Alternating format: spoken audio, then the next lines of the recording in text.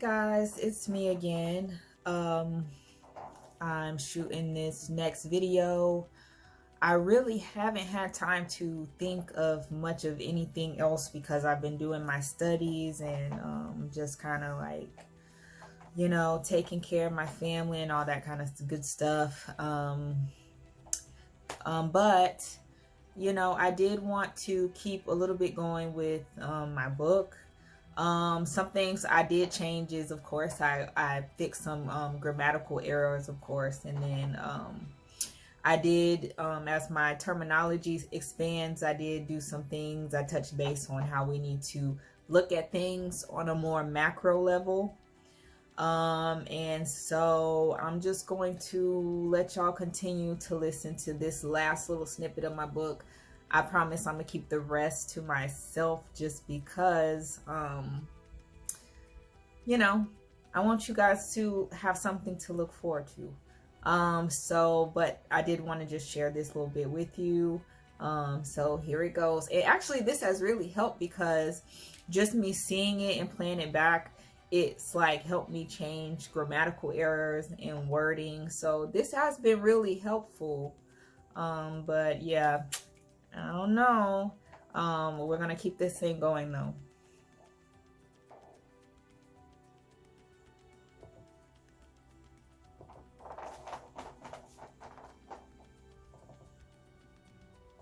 In my opinion, I believe that competition at times can be good. It helps instill perseverance and the ability to push you to levels you never thought you could reach in sometimes short amounts of time, but constant competition is unnatural to human beings. It can be mentally exhausting and draining to one's soul and can cause detrimental long-term effects. I argue today that since the creation of money in 5000 BC and more specifically 700 BC, our systems have been overrun by competition, power, and greed. Moreover, a continued number of negative runoff effects and policies have been put in place to keep this current oppressive system of government intact. One example of this is free trade, which allows countries to import and export goods unrestricted, which then harms the local farmers and sellers in whatever country is importing the goods from bigger corporations. I believe that progressives and liberals are the political groups who would be trying to move these ideals along. However, I believe that to move forward we must first move backwards to fix the problems already firmly in place. Mindsets and frameworks of reality must be shifted in order to make the effective change needed for our society as a whole, and moreover our dependent populations to heal and become stronger. The biggest opponents to these ideals would most likely be political parties, big corporations, and big tech industries. After all, their whole framework is based on being competitive. But I do believe that eventually someone in these industries will gain some common sense and realize that everyone would be better off and thrive if we first have the ability to reconnect with nature.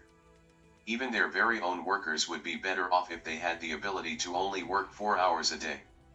Even in just that one suggestion, so many positive things could, in policy and otherwise, formulate. You could then have time to grow a garden, reconnect with self and family, paint, go for a walk, and realize that there is a bunch of trash needing to be picked up, and travel while doing things that helps our planet to thrive. Artificial intelligence could even be used in more natural and environmentally friendly ways. Let's be real here, humans need their door opened, TV and lights turned off, like we need another Big Mac, large fries, and a Coke. What we need is artificial intelligence that helps us reconnect with real nature, that helps us fix our current environmental problems like breathing in clean air and addressing our landfill poisoning instead of helping to push them along. Our society is under huge distress, and I am simply stating that this is simply one of the key components as to why it is. Studies show that individuals who connect with nature and live life more freely are all around better. They've found financial freedom and live life more abundantly, like those who've decided to live in a tiny home or shipping containers, for instance. People living in tiny homes have lower costs of living, no mortgage, less time cleaning up, and more time to spend enjoying nature and connecting with self. YouTube has been a great resource in finding people who's found ways of living more freely. Nevertheless, on a more political front, New and improved resources would need to be created through seeking legislation to then create authorizing committees and appropriation committees to create new and more appropriate programs and regulations and properly distribute resources and funds. Some current barriers would be addressing our current politicians, political appointees, legislators, big corporate and big tech who are money hungry, power hungry, and evil.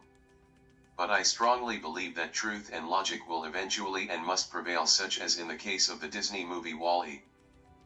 Just like in the case of President Biden's new infrastructure proposal and in the new stimulus checks that have been rolled out since President Trump's tenure. I strongly believe that if it's something they want, they can easily find the financial resources or stamp of approval for it. The cost may at first seem extensive, but the mass savings and the increase in quality of life would be that of a massive scale if new policies and resources are done right. Okay, so that was the last little bit of my book snippet I'm going to share with y'all. I am actually looking forward to diving deeper into this. As you guys may or may not know, I started my my MSW program, and it's really actually been putting fire in me to like keep this going, and to learn more, to expand my knowledge, and hopefully expand my reach through time. So that's all I want to share with you guys today. I'm sending you much love and blessings. I believe this is the Feast of Trumpets, the Trumpet of Feasts today. So I'm sending y'all much blessings. Please celebrate and pray and fast if you need, and many blessings.